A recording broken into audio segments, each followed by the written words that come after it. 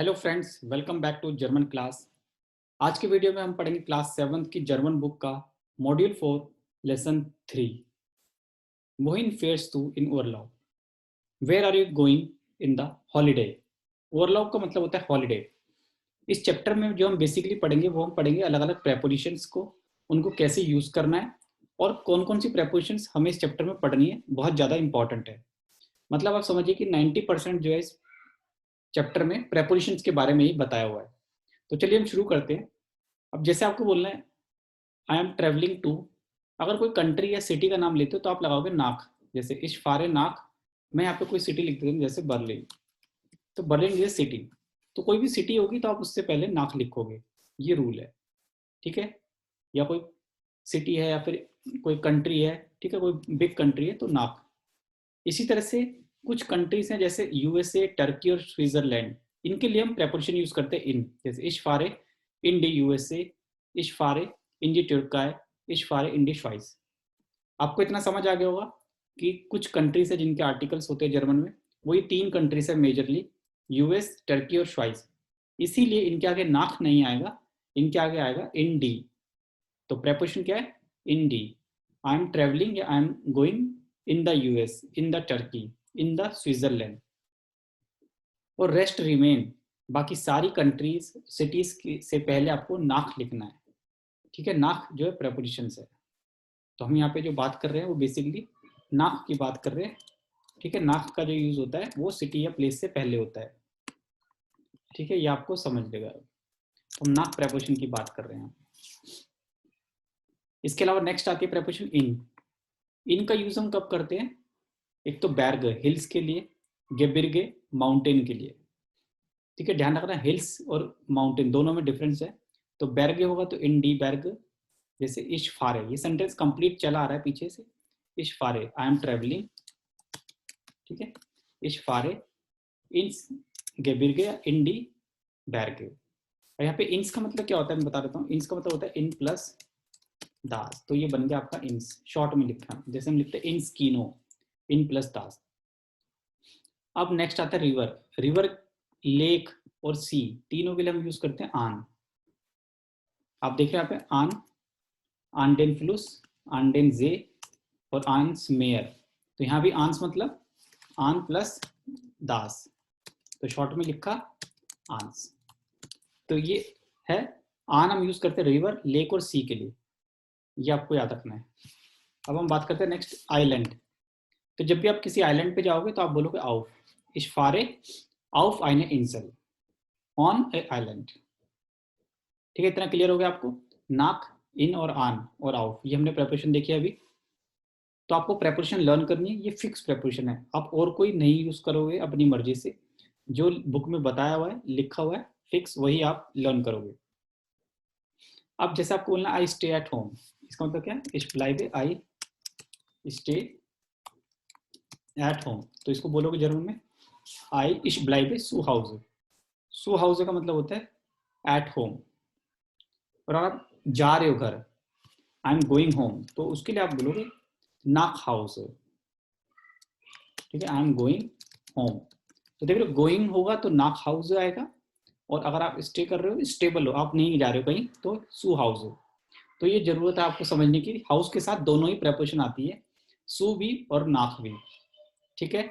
इसीलिए मैंने आपको बताया, यहाँ पे क्लियर किया है कि हाउस के साथ दोनों प्रेपोजिशन आती है, सू और नाक। नाक कब आएगा? जब आप कहीं ट्रेवल कर रहे हो, मूवमेंट हो रही है।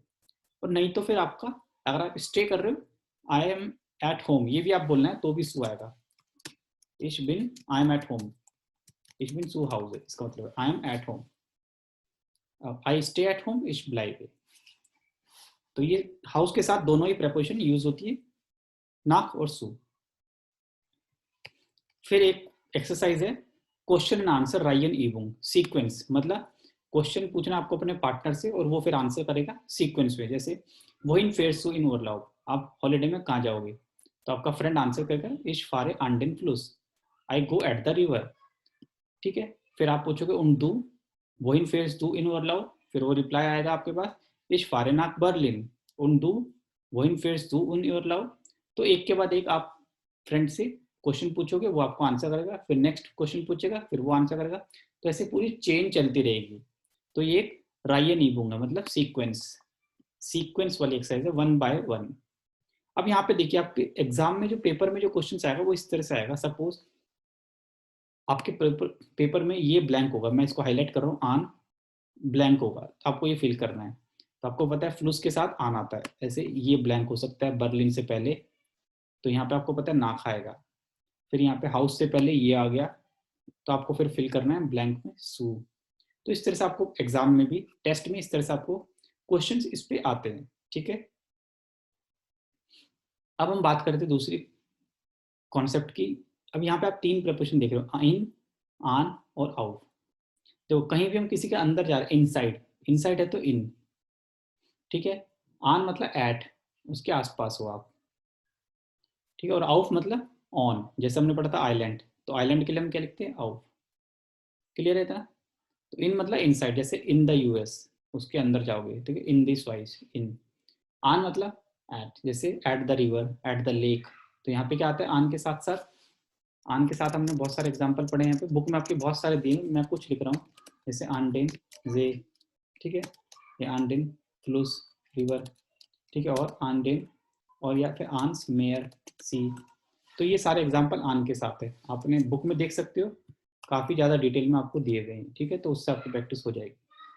और आउफ के लिए क्या है हमारे पास, आउफ के लिए हम लिखते हैं जैसे आउफ ऑन ए आइलैंड, एक ही एग्जाम्पल है बुक में आउफ का, ऑन ए आइलैंड, आउफ आइन ए इंसल। तो आप कैसे बोलोगे, इश फारे, ये तो आपका सेंटेंस यहाँ से स्टार्ट होगा, इश फारे, फिर आप कुछ भी लिख सकते हो। अगर आइलैंड पे जाना है तो आउफ आइन ए इंसल, लेक पे जाना है तो आंडेन से, और श्वाइज या स्विट्जरलैंड टर्की जो कंट्रीज बताइए तो इन। तो इस तरह से ये मैंने दोबारा रिपीट किया। नेक्स्ट क्वेश्चन बनता है आपका वारूम से। वारूम का मतलब होता है वाई, जैसे why are you going at the sea, वारूम, वारूम फारंजी आंसमेयर, why are you going at the sea, answer इश विल स्विमन। तो यहाँ पे विल का मतलब क्या है, want, I want to do swimming. तो यहाँ पे वाई, वारूम का क्वेश्चन होगा और आंसर होगा आपका वांट में, ठीक है। बिकॉज में अभी आप नहीं सीखा है तो वांट, जैसे वारूम फारंजी नाक इंग्लैंड, इंग्लैंड क्यों जा रहे हो, इश विल इंग्लिश लर्न, I want to learn English, तो ये हो गया इससे।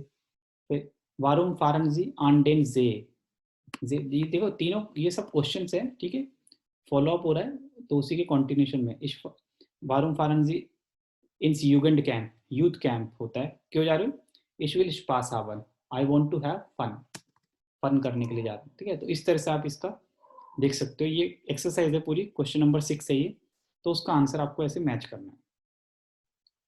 इसके बाद नेक्स्ट टॉपिक जो आता है वो है आपका यारसाइटन, मतलब सीजन्स। जर्मन में सीजन्स 4 सीजन्स है बेसिकली, समर, विंटर, फ्रोलिंग और हैब्स्ट, और सभी का आर्टिकल है डेयर, ठीक है। सीजन्स का सबका आर्टिकल डेयर होता है इंडिविजुअली, ठीक है, the summer, the winter, the autumn और द स्प्रिंग। अब इस पे क्वेश्चन क्या आता है, वन से, वन मतलब व्हेन, तो जब क्वेश्चन व्हेन में होगा तभी आप इनका यूज करोगे। जैसे वन फारंजी नाक सिंगापुर, आप सिंगापुर कब जाओगे, तो हमने आंसर लिख दिया इम हैप्स्ट, इन द ऑटम। तो इम का मतलब यहाँ पे क्या बनता है, इन द, ध्यान रखना इम का मतलब इन द होता है, इसमें कंफ्यूज होने की कोई बात नहीं है। और ऐसे ही आप बर्लिन कब जाओगे, इम विंटर। तो जब क्वेश्चन वन से स्टार्ट होगा तो आपको आंसर इस तरह से देना है, इम में, ठीक है, ये आपके बुक में बताया हुआ है। जैसे आपका 4th नंबर देखो, वन हैज टू गेट स्टार, when do you have birthday, birthday कब है, तो आपने लिख दिया यहाँ पे इम अक्टूबर, मतलब अक्टूबर के मंथ में, तो इम अक्टूबर। मैंने ऊपर बताया था कि देखो नीचे जनवरी, मंथ, ईयर और सीजन, यहाँ देख रहा मंथ, ईयर और सीजन, इन सबसे पहले इम आता है, ठीक है। तो यहाँ पे मंथ है अक्टूबर तो भी इम, सीजन है समर विंटर तो भी इम, ठीक है। और अगर ईयर लिखते हो कोई 2020 या 29 21 तो सब में इम आएगा। तो ये प्रेपरेशन होती है, फिक्स है। तो आपका बर्थडे कब है, अक्टूबर मंथ, तो इम। आप गोवा कब जाओगे समर में, इम समर। तो इस तरह से आपको प्रेपरेशन को लर्न करना है, ठीक है। अब जैसे वन गिफ्ट है अक्टूबर फेस्ट, अब अक्टूबर फेस्ट कब होता है, ऑफ कोर्स अक्टूबर में ही होता है, तो इम अक्टूबर, ये इसका आंसर हो गया इम, ठीक है, मंथ है इसलिए इम। आप क्रिसमस कब फायर, क्रिसमस कब सेलिब्रेट करते हैं, इन दिसंबर, ठीक है, तो ये इसका आंसर हो गया। इस तरह से आपको फिल करने आंसर, ये क्वेश्चन नंबर 10 है। ठीक है। अब देखिए इसी तरह से मैंने अभी बताया सेम मंथ, ईयर और सीजन्स तीनों से पहले आपको इम लिखना है। जैसे इम यानुआर, इम यार 2009, इन द ईयर 2009, या इम विंटर, ठीक है, समर, जो भी आपको सीजन लिखना है। तो ये प्रपोजिशन इम का यूज है। इम किस किस से पहले आती है ये आपको समझना है। अब एक मिनी डायलॉग भी दिया हुआ है बुक में, जैसे वान फेर सुनाक शिमला, आप शिमला कब जाओगे? इन समर, आंसर है no, not in summer, in in the autumn. ठीक है, तो इस तरह से सेम फॉर्मेट पे आपको भी क्वेश्चन क्रिएट करने हैं। ठीक है, सपोज आप लिखते हो कि आप गोवा कब जाओगे? इन विंटर, अपने आप ही क्वेश्चन फिर आंसर करना है। फिर उसका रिप्लाई आएगा 9, नॉट इन द विंटर, या फिर इन ऑटम। आप ऐसे कुछ भी आंसर दे सकते हो। ठीक है, तो ये इस तरह से डायलॉग आपको फ्रेम करना है।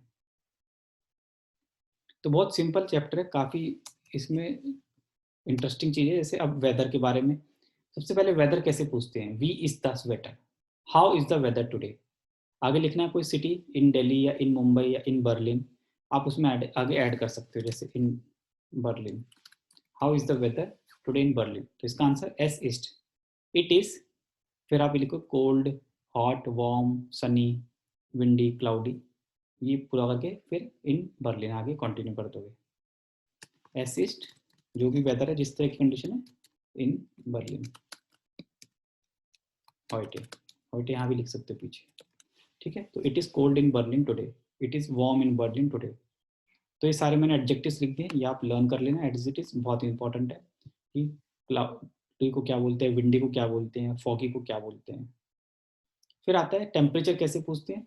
हाउ इज द टेम्परेचर, वी इस्ट डी टेम्पराटूर, वी इस्ट डी टेम्पराटूर, उसका जो यूनिट होता है वो हम बोलते हैं ग्राड। द टेम्पराटूर लीक्ड बाय 22 ग्राड। तो स्ट्रक्चर लीक्ड बाय, ये आपको फिक्स है, फिक्स है, ऐसे ही बोलना है। या दूसरा तरीका है the temperature east, the temperature is 22 grade.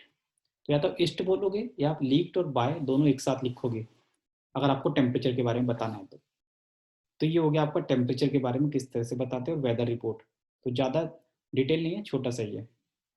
उसके बाद आता है आपका ये बॉक्स, इस बॉक्स में कुछ वर्ड्स हैं, आपको एक पैराग्राफ लिखना है इन बॉक्स के ऊपर, बहुत इंपॉर्टेंट है ये भी। और इसको देख के आपको एक पूरा पैराग्राफ फ्रेम करना है, ये आपकी बुक में भी गिवन है। तो आपको कैसे पैराग्राफ फ्रेम करना है, ये आपको इसकी प्रैक्टिस करनी लिखने की, ताकि आप अच्छे से लिख पाओ। आप लिख पाओगे तो आप पैराग्राफ भी फ्रेम कर लोगे। तो ये बहुत इंपॉर्टेंट है, तो इसकी आपको प्रैक्टिस करनी होगी, जैसे कि बुक में भी गिवन है। मैंने एक जस्ट एग्जांपल लिया है। जैसे हम लिखते हैं कि इन नवंबर, मैं इसी पैराग्राफ को लिख रहा हूँ, फारे इज नाक बर्लिन। ठीक है, सारे पॉइंट्स को ऐड करना है। ठीक है, इश ब्लाइबे द्राय वोखन, 3 वीक्स के लिए जा रहा हूँ। इश ब्लाइबे द्राय वोखन, दा मतलब देयर। फिर इश फारे में किसके साथ जाऊंगा? इश फारे मिट माइनम, या फिर मत लिखो, आप लिखना है तो मिट माइनम फाटर उन माइनर विद माई मदर। फिर कहाँ रहेंगे हम? वियर बोनन इन होटल, हम होटल में स्टे करेंगे। आप वहाँ क्या देखोगे? वियर जेन, ये बहुत फेमस मॉन्यूमेंट है, ब्रांडनबुर्गर टोर, जर्मनी का टूरिस्ट प्लेस है ये। तो वियर जेन ब्रांडनबुर्गर टोर। तो ठीक है, मैंने सारे पॉइंट्स इसमें कवर कर लिए। तो इस तरह से आपको भी एक शॉर्ट पैराग्राफ लिखना है जिसमें आप सारे पॉइंट्स कवर कर सकते हो। ठीक है, तो क्वेश्चन और आंसर नहीं बनाना है आपको, एक पैराग्राफ फॉर्म में एक्सप्लेन करनी, सारी पॉइंट्स को कवर करना है, पॉइंटर से इनको एक्सप्लेन करना है।